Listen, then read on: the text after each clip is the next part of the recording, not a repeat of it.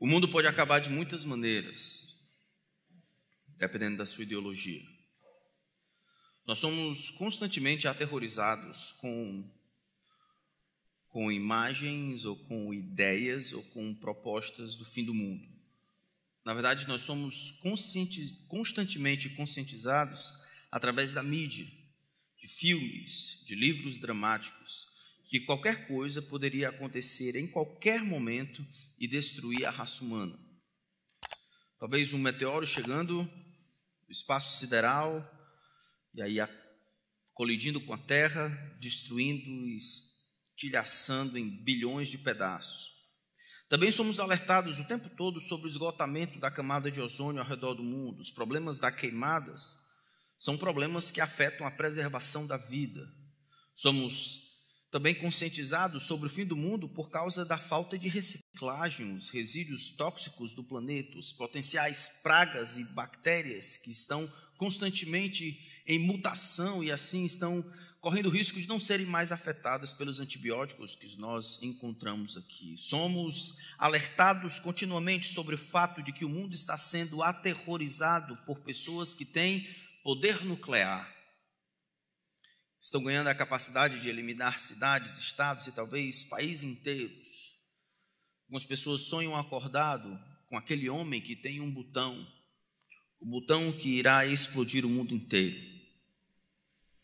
E outros acreditam que o fim do mundo virá por meio do domínio das máquinas, quando a IA adquirir uma consciência fora de si e tomar controle, como aconteceu com Matrix.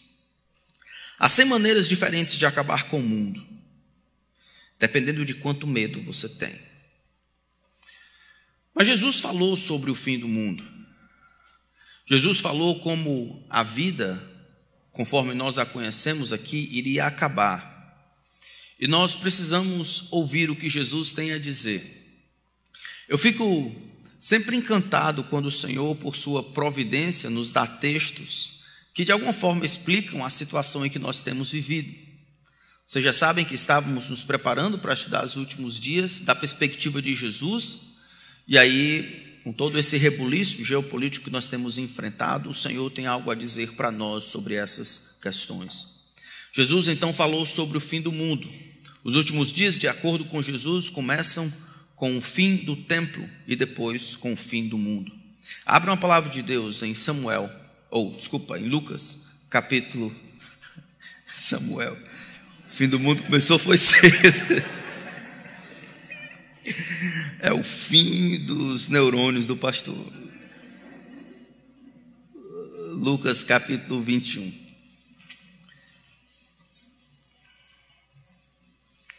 Em Lucas, capítulo 21, só para que vocês entendam o que está acontecendo. Jesus está na sua última semana da paixão, como se chama. Ele entrou dentro do templo para ensinar no dia anterior. Provavelmente aqui é quarta-feira de noite. Ele entrou em domingo de Ramos, é a sua última semana. Ele vai ter a purificação do templo, tirando as pessoas de lá de dentro, porque as pessoas estavam atrás de coisas para ganhar mais do que para receber. E agora Jesus vai ser preso no dia seguinte, na noite, depois do capítulo 21, na verdade, o que encontramos é o plano para matar Jesus, o pacto de traição, a última Páscoa, a primeira ceia do Senhor, o estabelecimento da ceia do Senhor e alguns preparativos. O capítulo 22 termina com o Senhor Jesus sendo preso. Capítulo 21, então, é ali, é o último discurso maior de Jesus. Depois daí são pequenos ensinos. Aqui são as últimas palavras de Jesus respondendo a um questionamento. Na verdade, em todos os evangelhos, aqui é a resposta mais longa de Jesus a uma pergunta. É o último ensino de Jesus antes da sua paixão, o último ensino assim pensado, que não sejam apenas pelo modelo dele. Então vamos olhar Lucas capítulo 21, vamos ler a partir do versículo 5 e vamos ficar até o versículo 19. Diz assim a palavra do grande Deus. Alguns falavam a respeito do templo, como estava ornado de belas pedras e de dádivas. Então Jesus disse: Vocês estão vendo estas pedras? Virão dias em que não ficará pedra sobre pedra que não seja derrubada. Perguntaram a Jesus: Mestre, quando será isso? E que sinal haverá quando estas coisas estiverem para acontecer? Jesus respondeu: Tenham cuidado para não serem enganados, porque muitos virão em meu nome dizendo: Sou eu, e também chegou a hora, porém não vão atrás deles. Quando vocês ouvirem falar de guerras e revoluções, não fiquem assustados, pois é necessário que primeiro aconteçam estas coisas, mas o fim não será logo. Então Jesus lhes disse: Nação se levantará contra nação, e reino contra reino. Haverá grandes terremotos, epidemias e fome em vários lugares, coisas espantosas e também grandes sinais vindos do céu. Antes, porém, de todas estas coisas, vocês serão presos e perseguidos. Vocês serão entregues às sinagogas e lançados nas prisões. Serão levados à presença de reis e de governadores por causa do meu nome. Isto acontecerá para que vocês deem testemunho. Tomem, pois, a decisão de não se preocupar com o que irão responder, porque eu lhes darei palavras e sabedoria que não poderão resistir, nem contradizer todos os que se opuserem a vocês. E vocês serão entregues até por seus próprios pais, irmãos, parentes e amigos, e eles matarão alguns de vocês. Todos odiarão vocês por causa do meu nome, mas não se perderá um só fio de cabelo da cabeça de vocês. É pela perseverança que vocês ganharão a sua alma. Senhor Deus, tua palavra está aberta diante de nós mais uma vez. Eu peço que ela seja nossa regra, que o Senhor não nos permita fugir do que ela tem a dizer, que o nosso pensamento caminhe sobre o que ela tem a dizer. Esta é a palavra do Senhor, que ela exerça autoridade sobre o nosso modo de pensar e sobre as nossas expectativas para essa vida e para outra. Eu peço a Ti, Espírito nosso Senhor, que sejas o nosso professor, que nos ensine, que nos instrua, que nos corrija, nos eduque. E que ao final desse tempo, só o Senhor receba a glória que merece. É o que nós imploramos, no nome de Cristo. Amém.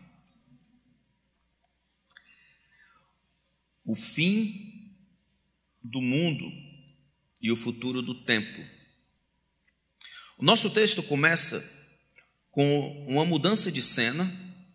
Jesus ele estava no templo, no capítulo 21, do versículo 1 até o versículo 4. Ele está no templo, ele está observando. Ele tinha acabado talvez de lecionar, como ele fazia constantemente. Lembra que está acontecendo aquela peregrinação da Páscoa?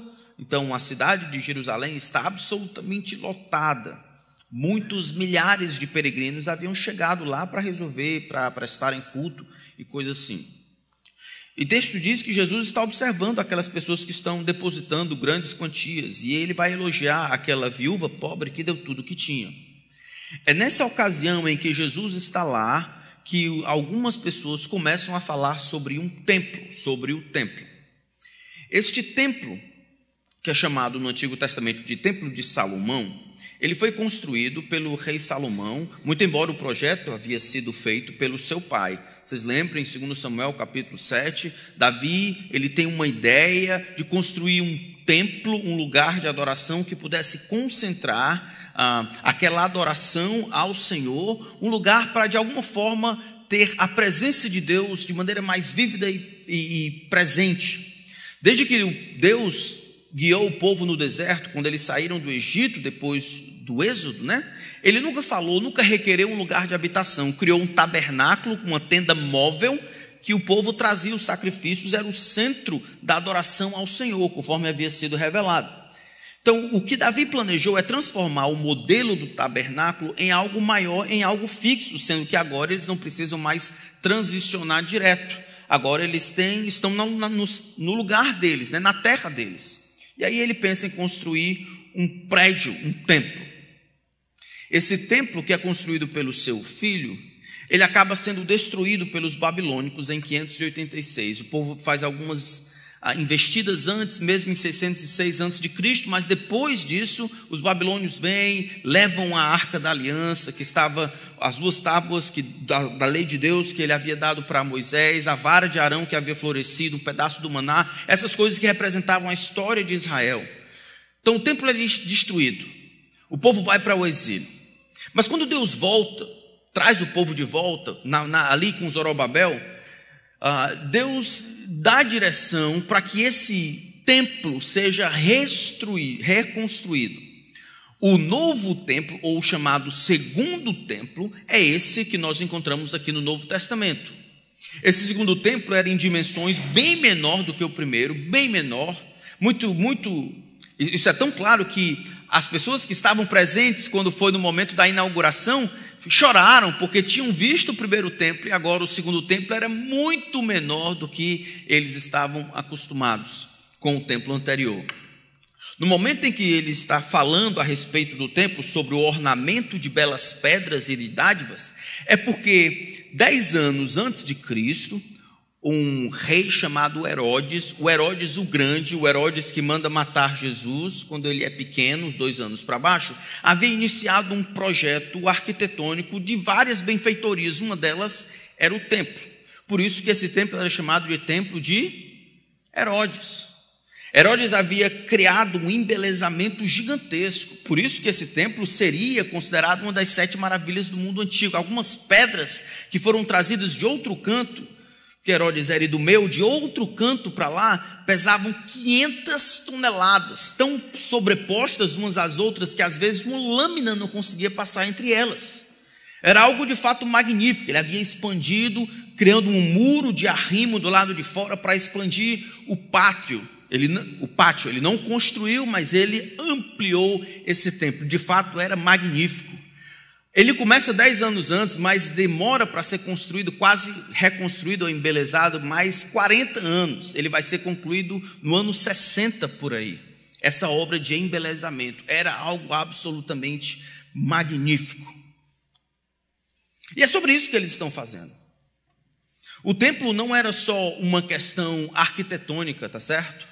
O templo, ele representava o coração da religião judaica. O templo, ele representava o lugar onde Deus vinha comungar com o seu povo. Os sacrifícios, eles não poderiam ser oferecidos em outro canto, deveriam ser oferecidos ali. Todo ano, pelo menos 3 vezes ao ano, todo judeu fiel deveria vir para adorar em Jerusalém, trazer suas ofertas pacíficas, seus holocaustos, suas ofertas por causa dos pecados que haviam cometido. Era o coração. Mas o templo, ele estava corrompido. Então aquela promessa que Deus disse para Salomão quando ele construiu: se o meu povo, que se chama pelo meu nome, se humilhar e orar e me buscar e se converter do seu mau caminho, eu do céu ouvirei. Esta promessa foi feita quando o povo estava ali. Eu lembrarei da minha aliança com ele. Quando o povo pensar neste lugar, orar direcionado para este lugar de outras nações, isso era central para eles. Mas quando Jesus inicia o seu ministério, o templo e a religião havia sido pervertida. O sacrifício que havia sido designado por Deus para ser realizado pelos servos de Deus, para a glória de Deus e o benefício do povo de Deus, havia sido corrompido. O templo começou a ser um negócio. Tanto é que no início do seu ministério, assim como no final do seu ministério, Jesus vai ter que purificar o templo, tirar as coisas de lá, mexer, porque o povo havia transformado o templo num covil de salteadores, ao invés de uma casa de oração para todos os povos. Lucas capítulo 10 conta aquela parábola do bom samaritano. Lembra que os levitas, que eram pessoas que trabalhavam no templo, eles passam de largo quando vem a oportunidade de servir um samaritano que estava à beira do caminho morrendo. Eles passam de largo. Um levita e um sacerdote, que eram pessoas que representavam a religião de Israel naquele momento. Essa religião meritória, essa religião de dar para receber, essa religião de comprar bênçãos de Deus com boas obras. Elas haviam criado uma desgraça e estavam fadadas ao fracasso.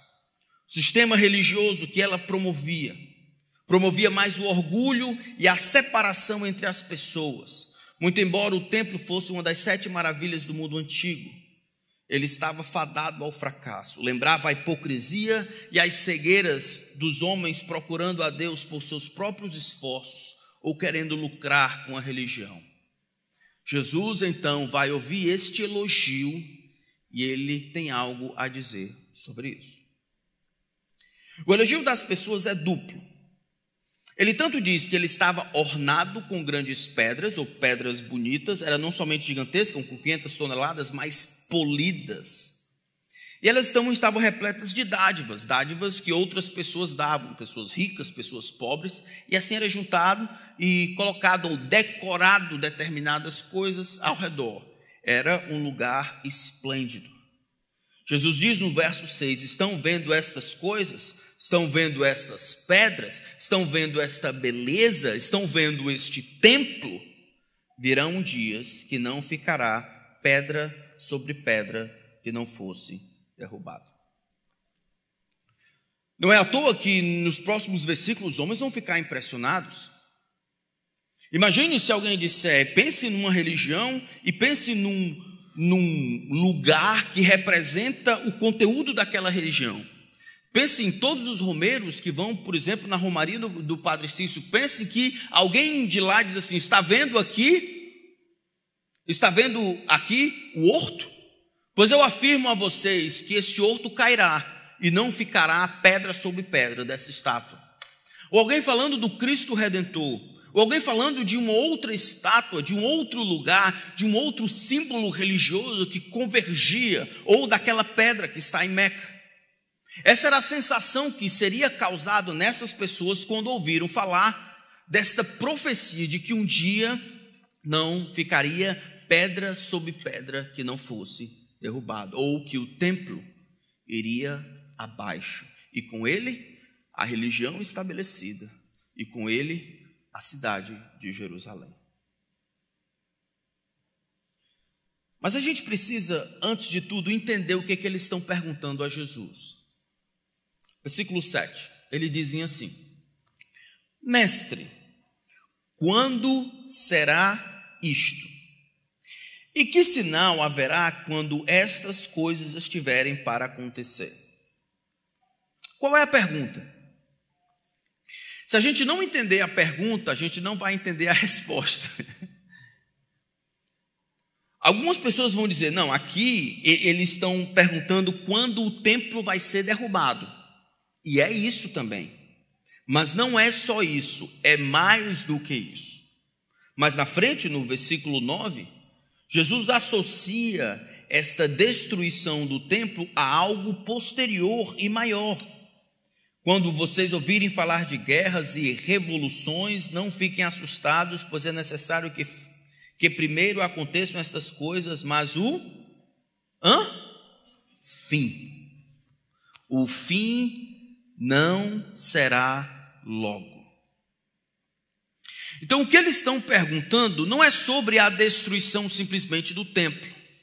Vixe, o templo vai ser destruído para ser restaurado, para ser reconstruído, ou talvez o Messias vai vir e ele vai modificar as coisas, e Jesus está falando de uma restauração deste segundo templo, a glória do primeiro templo. E aí essa restauração envolve a derrubada e a reconstrução para a restauração da glória inicial. Talvez seja isso. O que a gente espera, o que a gente antecipa é que o Messias, quando vier estabelecer de ponto final o seu reino, as coisas mudarão de lugar. Essa era presente será desfeita e outras coisas surgirão. Haverá sinais, haverá prodígios, haverá coisas extraordinárias acontecendo. É disso que o Senhor está dizendo. Então, quando vai ser isso? Quando? Qual vai ser o sinal, qual vai ser o evento que vai marcar no relógio de Deus que este plano para restaurar todas as coisas está em curso? O que deve acontecer para a gente começar a perceber que o fim do mundo está próximo? A gente acha que esse negócio de extinção, esse negócio de dinossauro, todos os filmes que falam sobre extinção, sobre o fim do mundo, sobre meteoro, a gente acha que esse é um medo nosso. Não. Os homens desde o início sabiam que de alguma forma, principalmente os que liam ao Antigo Testamento, de que o mundo não estava andando por acaso, à deriva das forças, aos opostos, o yin e o yang. Não. Que o mundo estava sendo guiado em direção ao plano que Deus havia estabelecido desde o início, e que Deus ia guiar e controlar todas essas coisas a um final que não seria igual àquele que nós experimentamos hoje. Não importa o que aconteça, essa vida do jeito que nós a conhecemos, ela vai acabar. Nós caminhamos para um fim. E é isso que eles querem saber. Eles não querem simplesmente saber como ou quando, melhor dizendo, o templo será destruído. Quando? Mas eles querem saber que sinais vão alertar de que o fim começou. O fim do fim começou. Nós sabemos pela história que o templo de Jerusalém, ele caiu pouco tempo depois de Lucas escrever isso aqui. Eles demoraram quase 60 anos para ser embelezado, então vai terminar o embelezamento por Herodes o Grande no ano 60. No ano 70, na verdade 69, o general não era imperador, o general Tito Vespasiano, que vai se tornar imperador depois de um tempo, ele adentra na cidade. A história dos judeus, escrita por Joséfo, um historiador do período, diz que foram milhares mortos, muita destruição. Os homens, os sacerdotes, para evitar a profanação do templo, subiram ao pináculo, pegaram algumas varetas que eram utilizadas para evitar que os pombos fizessem casas ali, e jogaram sobre os soldados que estavam lá. Milhares foram mortos. Apenas um muro foi deixado. O muro que hoje é conhecido como o Muro das Lamentações. O Muro das Lamentações foi deixado de propósito para que o imperador, o futuro imperador, lembrasse aos judeus da derrota infame que eles sofreram. É por isso que esta profecia que Jesus fala sobre a destruição precisa ser compreendida de uma maneira genérica.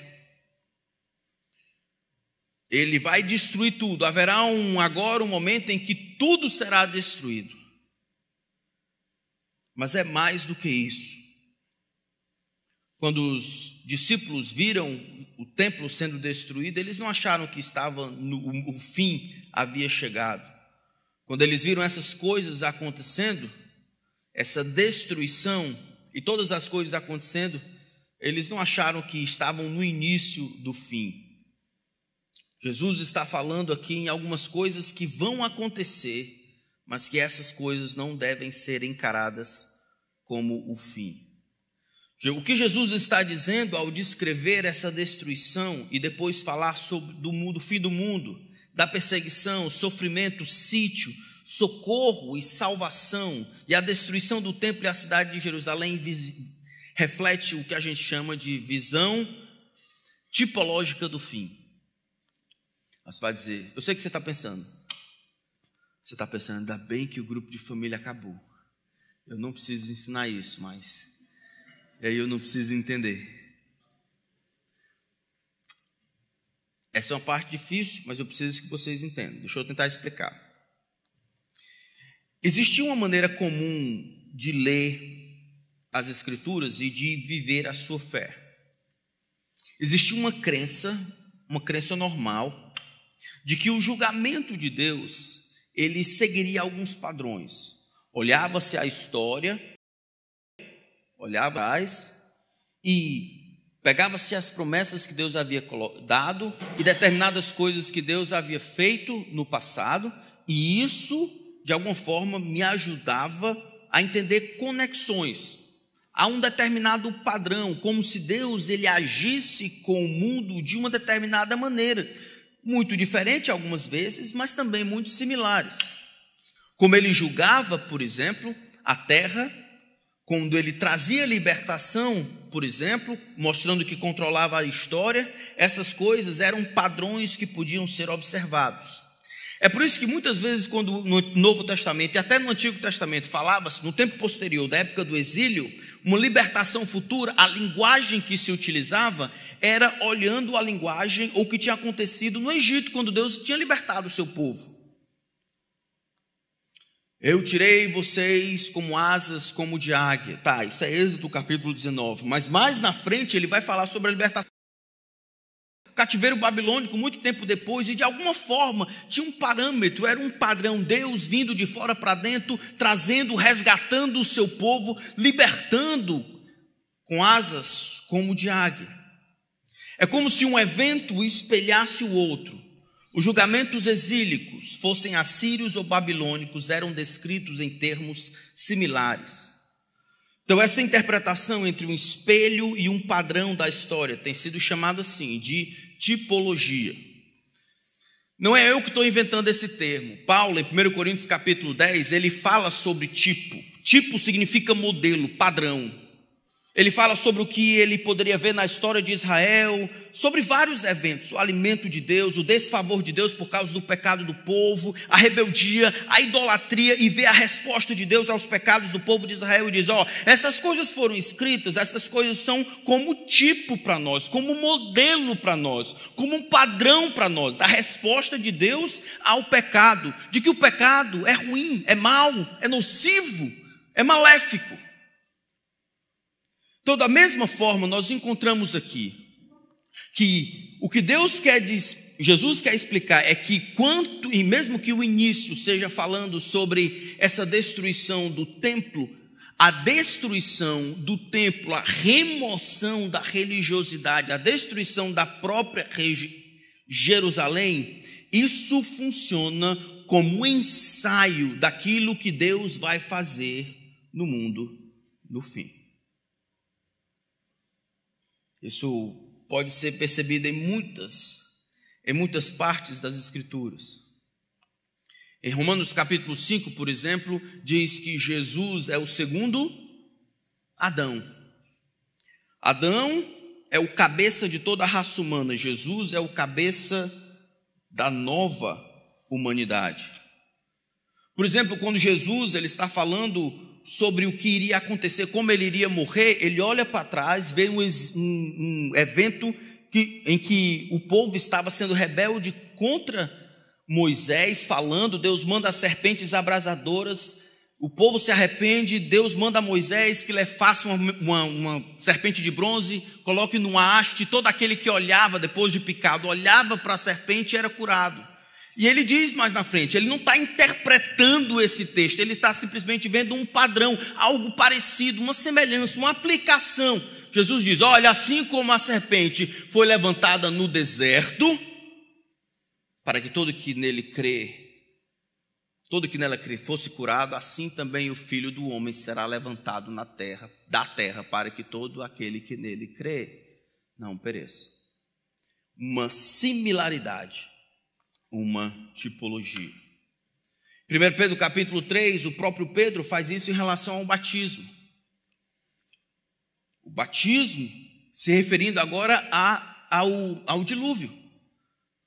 O dilúvio, agora o batismo. Esse batismo que não é a remoção da impureza, esse batismo que demonstra a salvação, assim como Deus salvou o povo por meio da água.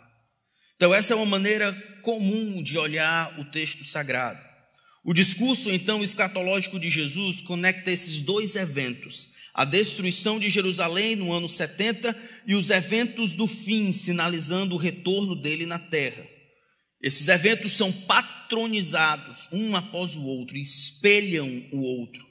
Por isso que a semelhança da linguagem de Jesus. O discurso faz vários pontos.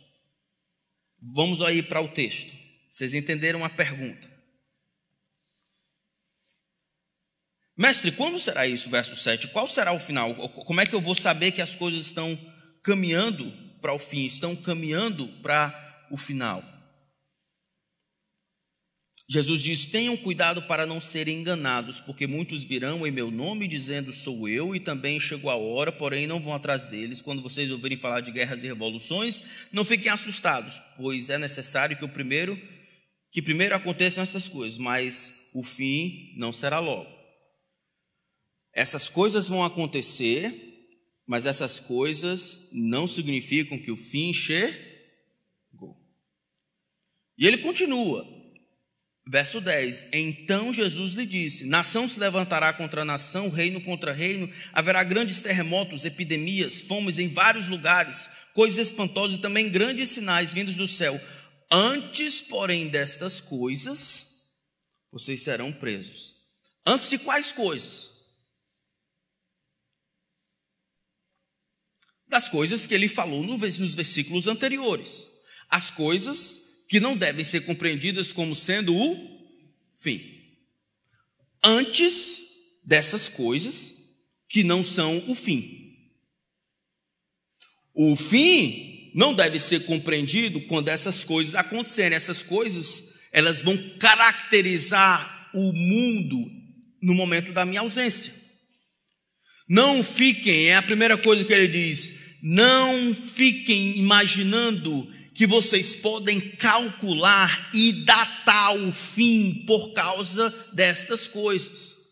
E aqui vem um alerta para aqueles que são dispensacionalistas. Cai a bomba, é o fim. Levantou-se o fim. Tu viu o jato supersônico, super que foi criado agora para destruir? Não. Jesus está dizendo, não. Antes, porém, essas coisas devem acontecer. Não se deixem enganar por sinais que marcam o início do fim. Marca o início do fim, nós vamos ver mais na frente. Jesus não falou, pelo menos até aqui. Ele vai falar sobre isso. Mas não são as guerras que marcam, não é o acúmulo da falsa profecia, o acúmulo da heresia, pessoas dizendo sou eu sou o Cristo, eu sou o Salvador. Não são os rumores de guerra, não é a guerra contra Israel ou contra o Irã, ou a China entrando, depois a Rússia. Não é o quadro e o mapa geopolítico em o seu burburinho, isso não causa o fim. O fim é causado de algo fora para dentro, quando o Senhor, Ele mesmo virá. Estou dizendo isso, irmãos, porque a segunda coisa que Jesus demonstra claramente quando Ele usa esses dispositivos de tempo, dizendo, vai acontecer isso, mas não é o fim. Isso aqui não cria o fim. Antes dessas coisas vão acontecer outras. Só alguém que tem o controle da história nas suas mãos pode falar dessa maneira. Só alguém que não é pego de surpresa pode falar dessa maneira. Só alguém que sabe o fim desde o começo pode falar dessa maneira. E eu quero encorajar vocês a descansarem nesse Deus soberano e que controla a história. Não são as potências mundiais que decidem quando ou como vai terminar a humanidade. Não é as descobertas, nem as epidemias ou pandemias ou as bactérias que são criadas em laboratório ou fora dele que vão determinar o curso da humanidade. Essas coisas, elas podem crescer agora, como Daniel capítulo 12 falou, mas elas têm acontecido de maneira espaçada ao longo da história. Elas não provam que o fim chegou.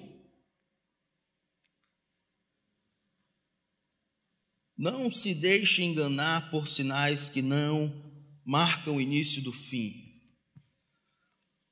A história caminha para um final estabelecido pelo próprio Deus. A terceira coisa, depois a gente vai ter a oportunidade de olhar com mais detalhe, mas a terceira coisa, no verso 10 e 11, é que a perspectiva de Jesus da história não é cíclica. E também não é positiva. Ele diz, nação se levantará contra nação, guerra, reino contra reino. Terremotos, que faz parte da entropia, assim como epidemias, a criação ou surgimento de bactérias ainda não habituadas, nem lidadas pelos seres humanos, fomes em vários lugares. Isso aqui é tão real hoje.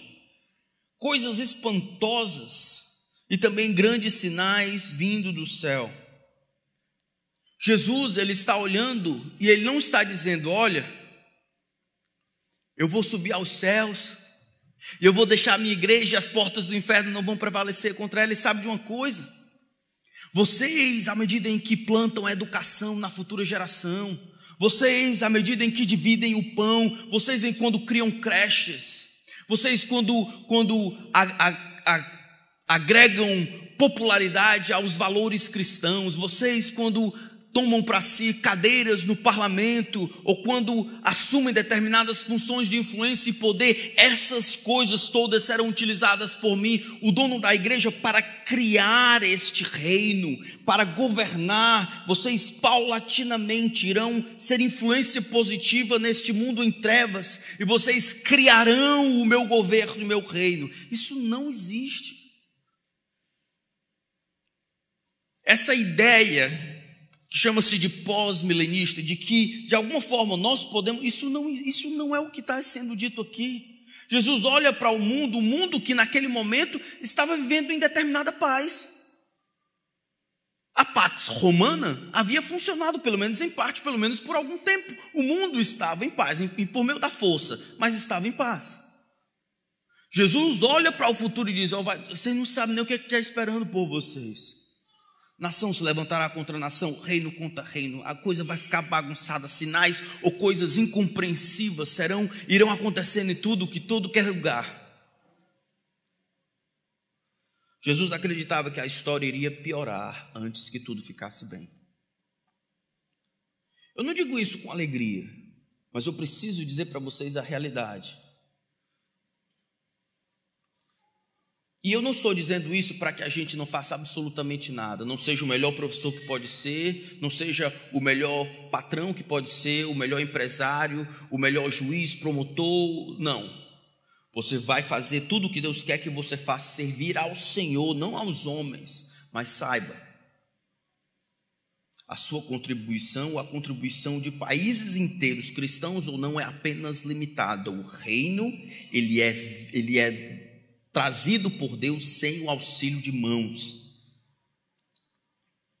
E a história, infelizmente, caminha para piorar antes de ficar tudo bem. É Jesus que precisa vir estabelecer justiça. Essa é a expectativa dos santos, é que a tribulação precederia o reino. Do versículo 12 até o versículo 17, agora Jesus muda para o presente daquelas pessoas. Preste atenção. Estamos seguindo aí a questão do tempo? Então, quando eu falar versículo 8 e 9, é o fim ou antes do fim? Muito bem, isso aí não é o fim, nem marca o início do fim. Versículo 10 e 11, o fim ou antes do fim? Antes do fim, não marca o fim. Antes, porém, de todas estas coisas, antes dessas coisas que vão acontecer antes do fim, o tempo dos apóstolos. Jesus agora vira para ele e diz: vão acontecer essas coisas que não são fim, elas vão acontecer antes do fim, elas vão marcar quase que naturalmente, elas serão um padrão deste mundo em trevas, controlado pelo diabo, até o dia em que eu vir para estabelecer a justiça. Isso vai ser o padrão, isso não é o fim. Agora, antes dessas coisas acontecerem, porque não estão acontecendo no tempo dos apóstolos, não estão acontecendo ainda, mas antes dessas coisas acontecerem, de ter esse rumor, terremoto, essa luta entre nação e nação, antes de acontecer, eu tenho algo a dizer para vocês. E o que eu tenho para dizer para vocês é que o mundo não será um lugar legal para os discípulos de Jesus. Eu fico imaginando a honestidade de Jesus. Que pedras lindas. E aqui vai tudo se acabar. Rapaz, se sube tal, o tamanho daqui. Ei, vai se acabar tudo aqui. Tudo que vocês conhecem vai se acabar. Não acho que as coisas vão melhorar, não. A religião tá não. É aquilo que eu tenho para dizer. Eu quero dizer mais. Antes de todas essas coisas acontecerem, olha o que eles vão fazer com vocês. Vocês serão presos.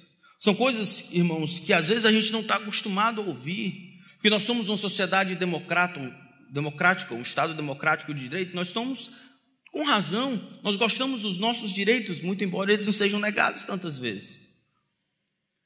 O texto, no entanto, fala de de uma perseguição direta, uma ojeriza do mundo contra os discípulos de Jesus, a razão é clara: problemas internos, problemas externos, problemas do próprio governo. A razão é clara: por causa do nome de Jesus.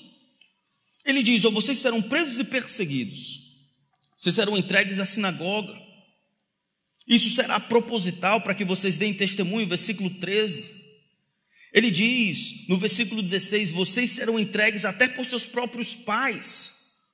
Haverá perseguição familiar, perseguição extrema. Ele diz no verso 17: todos odiarão vocês por causa do meu nome. No final do versículo 16: eles matarão alguns de vocês. E nós achando, algumas pessoas dizem: não, a igreja passará pela grande tribulação, porque ela precisa experimentar o sofrimento para ser purgada. A grande tribulação é um momento dedicado de Deus para Israel, para purgar, para preparar para aquele que um dia vai vir, que é o Messias. A igreja não precisa passar por essa tribulação, e uma das coisas simples nós temos passado por tribulação como igreja do Senhor desde o dia 1. Atos capítulo 2, o Espírito Santo desce. O que acontece em Atos capítulo 3? Prende todo mundo aí, prende. Ei, vocês vão parar de falar ou não vão parar de falar? Rapaz, importa obedecer a Deus ou aos homens? Julguei, solta ele. Prende ele agora, prende. Capítulo 5. Capítulo 7 a gente mata Estevão. Capítulo 12 mata Tiago. Vamos para frente, vamos matar todo mundo. E a igreja, ao longo dos séculos, os discípulos de Jesus têm sido odiados pelo mundo. A gente acha que as coisas é uma questão só de ideias ou partidos políticos, uma questão de escolha. Não. Tudo que reflete a lei de Deus, a verdade de Deus, a beleza de Deus, tem sido perseguida ao longo dos séculos. Tem sido assim, ou manufaturando ideias que são paralelas, ou travestindo mentiras de ideias. Mas o cristianismo, ou os valores do cristianismo, tem sido perseguido de maneira velada, de maneira direta. Existe uma luta, irmãos, constante, e nós deveríamos aceitar isso. Desde a roupa que alguém compra para sua filha, para que se vista direito, e o mundo e as amigas vão dizer que aquilo dali é cafona, ela tem que se mostrar, ela tem que aparecer, ela tem. Até limitar o horário dos seus filhos em casa pode ser considerado como um pai carrasco. Pagar os impostos a um governo corrupto é coisa de doido, mas nós damos a César o que é de César, é coisa de besta. Decidir lutar pelo casamento é coisa de louco, o importante é ser feliz. E pode imaginar a quantidade de coisas. Os apóstolos, todos eles foram martirizados. Jesus estava falando para eles. Mas sendo que a razão não é porque eles eram apóstolos, eram por causa do nome de Jesus, todos nós devemos esperar perseguição. Isso está além de você. Isso está além de mim. É assim, irmãos, que não é a casa da gente. É o que Jesus falou em João capítulo 15, verso 18 a 20, ele diz: se o mundo odeia, isso aqui é o mestre falando, ele diz: se o mundo odeia vocês, saibam que antes de odiar vocês, odiou a mim. Jesus foi odiado por esse mundo. Mas vocês não são do mundo, o mestre diz, pelo contrário, eu dele os escolhi. É por isso que o mundo odeia vocês. O mundo odeia vocês porque eu tirei vocês de lá, e nesse movimento de remover vocês de lá, vocês se tornaram inimigos do mundo. Não porque vocês os consideram inimigos, mas porque eles os consideram inimigos. Existe uma luta constante contra o conceito de masculinidade, a ideia que nós encontramos por aí nessa ideologia. Crianças são tidas como crianças trans, e agora a articulação da verdade, da palavra de Deus, tem sido encaixotada dentro do que chamam de discurso de ódio, ou promoção de quando na verdade é a opinião de Deus. É o que eu quero incentivar os irmãos. Vai ficar cada dia mais difícil falar sobre a verdade de Deus. Pare de dizer a sua opinião. Diga isso. Na opinião de Deus não existe criança trans. Na opinião de Deus, Deus fez homem e mulher. Na opinião de Deus, pessoas do mesmo sexo não se constitui casamento. Na opinião de Deus, e por aí vai.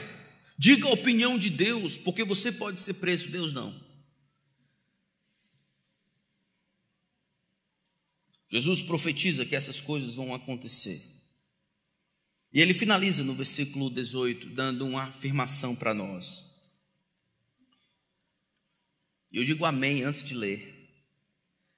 Mas não se perderá um só fio de cabelo da cabeça de vocês. Ele já falou que esse pessoal vai morrer, não já falou? Eles matarão alguns de vocês. Na verdade, todos os apóstolos, exceto João, morreram. Uns foram perfurados por espada, outros foram assassinados mesmo, cerrados. O que significa?